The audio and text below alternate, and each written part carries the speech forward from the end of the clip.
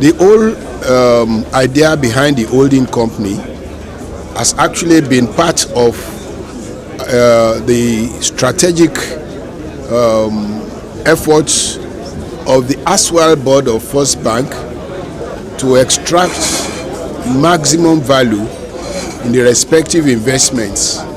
As a matter of fact, our setup, the structure itself, more or less was like an input that somehow the central bank used to arrive at this position whereby through the holding company structure, the permissible investments will be managed in such a way that capital belonging to the FBN HoldCo will be deployed appropriately in a manner in which maximum efficiency will be derived from the investment. So we are talking about something in the form of equity funds management. That is what we are going to get.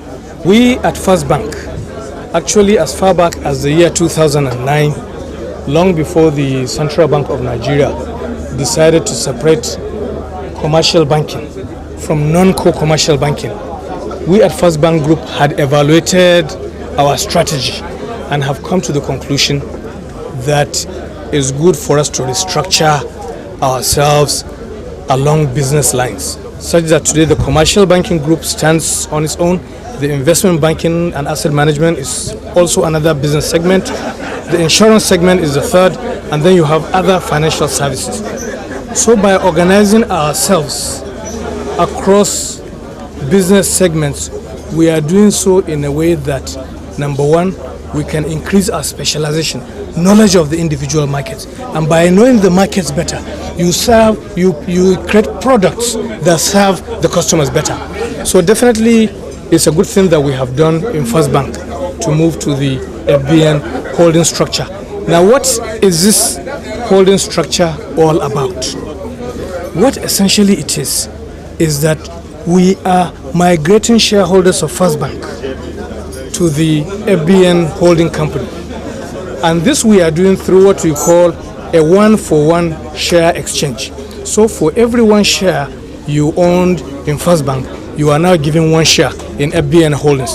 So it is a migration that is done based on one-on-one share transfer and one that does not erode any value.